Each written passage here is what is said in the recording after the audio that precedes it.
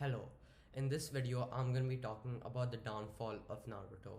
So in my opinion, the downfall of Naruto was not only sad to see as a fan, but it was also majorly disgraceful to the legacy that Naruto in the end left behind after being a manga that went on for 15 years and an anime that also went on for 15 years to end in a way where there was a lot of bad things that happened and a lot of fans were dissatisfied with what was going on in the series, and it just it just was bad. So in this video I'm majorly going to be focusing on the war arc of Naruto, since I feel like that is when the downfall majorly happened, even though early on in the story there were some small things that you could criticize about it, but I think the major criticisms towards Naruto come during the war arc. So there were two main reasons why the war arc was not that great, and why there's lots of things that are there to criticize about it, and a lot of things that I feel like that could be improved and that just didn't make any sense.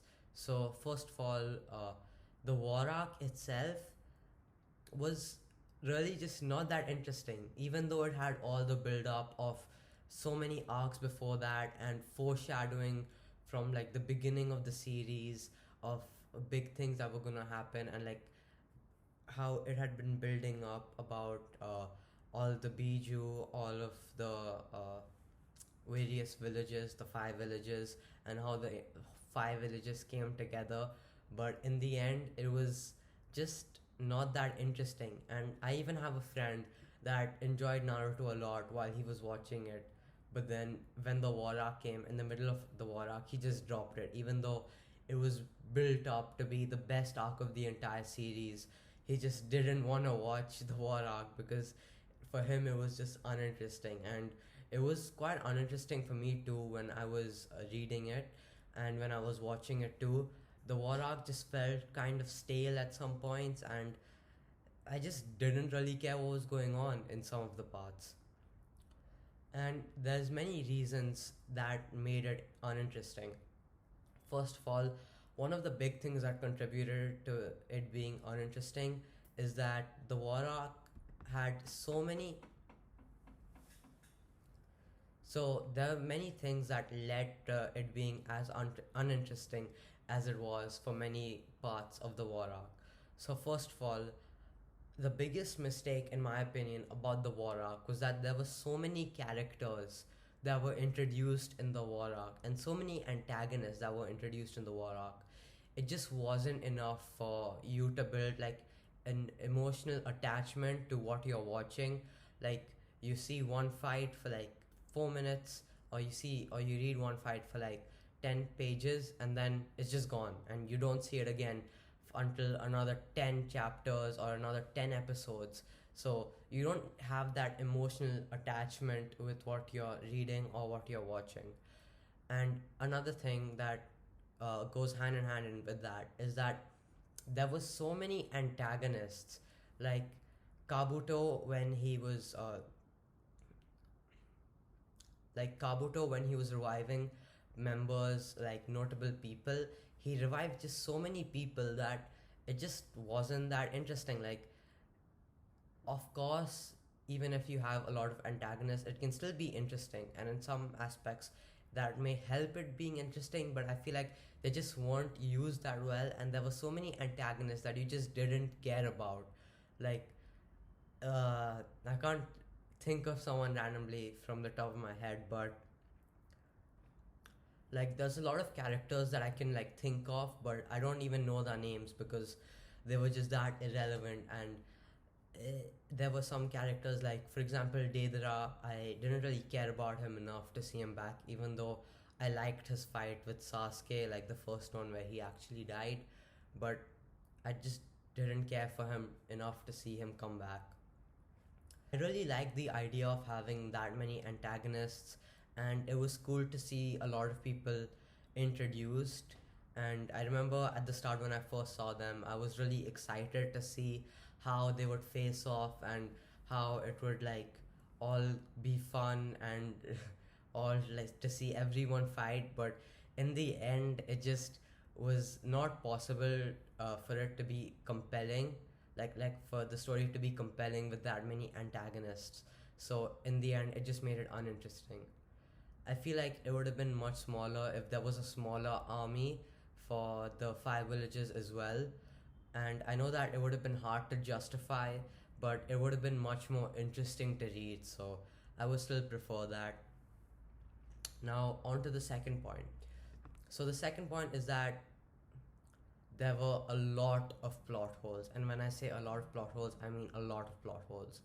Like, for example, two characters that I'll be talking about in this video that I feel got massively just plot hold. Like, the characters just didn't make sense, and like some of the things that they did just didn't make sense, even though I love them both as characters and the narrative that was there about them.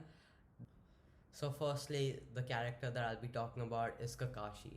So, even though I love Kakashi, it was just really sad to see how like plot hold he got. Like, the main ability that I am talking about when I say he got plot hold is his Susanoo, which just didn't make any sense because in the first place, even though Kakashi does have the Mangekyo Sharingan, he doesn't have the eternal Mangekyo Sharingan, and the Susanoo requires the eternal Mangekyo Sharingan. So it doesn't make any sense for him to be able to perform the Susanoo, and a lot of people like justify it and say that he can copy it because he's the copy ninja, but that doesn't make any sense because the Susanoo isn't like a jutsu. He can copy a jutsu. Like, even way back at the start of Naruto, it was established in the Chunin exams. So like the second or third arc, it was established that Kakashi can copy hand seals or movements with the Sharingan, but it doesn't make any sense for him to be able to copy the Susanoo because, like I said earlier, it's not a jutsu. There's no hand seals that you have to do the Susanoo. You just do it, you know? It comes from a Kekkei Genkai. It just doesn't make any sense because it's completely illogical and it shatters the foundation of the story and the rules that were like put up way back at the start of the story. And it just creates even more questions because if Kakashi can perform something like the Susanoo when he doesn't even have the eternal Mangekyo Sharingan, like just everything that they've already established with eyes just doesn't make sense. Like, if he can do that, then can't Madara do something like the Kamui? Madara has the Renegan, which is two levels higher than the Mangekyo Sharingan that Kakashi has. So why can't he just copy or just copy the Kamui or something like that from Obito? Like, from Obito, like it just doesn't make sense. Like, I can't even like say it properly because it doesn't make sense. It's completely illogical. So with that, it just completely breaks all like the rules and everything that was previously dictated. So it just makes zero sense. And the second character that I mentioned earlier, Obito. What happened with him, in my opinion, is even worse because it just doesn't make any sense. Like, the Kamui.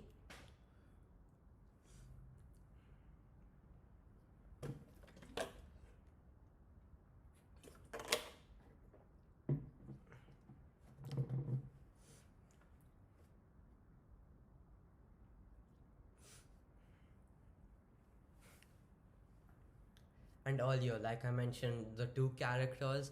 The second character I was talking about was, if you hadn't guessed already, was Obito. In my opinion, what happened with Obito is even worse because it's just even more illogical somehow than what happened with Kakashi.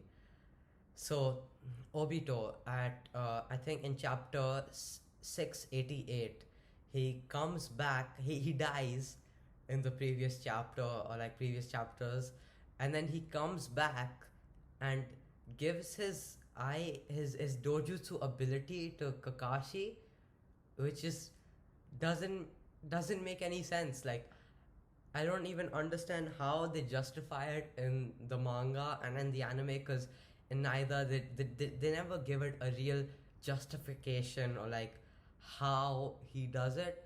Like we see him using his eye to get back, so it's shown that it's like Kamui, but the Kamui is only meant for interdimensional travel, but Obito uses it to move from the afterlife to reality, the reality which is happening now. And they justify it by talking about souls, and it's all just like written in a very vague manner. So you can't really understand anything about that saying, because there is no real justification that makes sense. Like if there was one, then they would actually write it down and it would actually be clear to understand. Like I read that chapter back like 2 or 3 times, but I still couldn't understand what was going on because it just made zero sense. Like, since when did the Kamui become a soul related ability? It was never that. It was always meant as something that was meant for interdimensional travel. So it just doesn't make any sense for it to suddenly, when the story needs it, to become a soul related ability. And then after that, not only is he able to like come from the afterlife to come from the afterlife to reality, he's able to give his powers to Kakashi.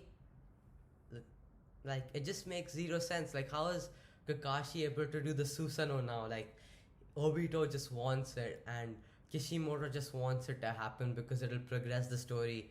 So they just do it. Like in my opinion, it just completely ruins it for me. How even after everything that was built up in 600 plus chapters, it was all ruined by one arc with all this plot armor and all these plot holes. Like it just doesn't make any sense. Like again, like I mentioned with the Madara thing earlier, where was this before? If uh, Obito could go from the afterlife to present, why couldn't someone why couldn't someone like Nagato, who died, who had the Renegan again, which is 2 times higher than Obito's Mangekyo Sharingan, he had the Renegan. So why couldn't he just come back to life and give his powers to Conan? So again, like it doesn't make any sense for these characters to suddenly be able to do these things when they weren't being able to do them before. Like if they can do these things, if the Kamui can come from the afterlife to present and then just go back and like transfer power somehow, then it should have been present in the entire story. It doesn't make any sense for it to just be there when when the author needed it to get out of some kind of situation. So that is why, in my opinion, Naruto ruined itself after 700 chapters and 720 episodes.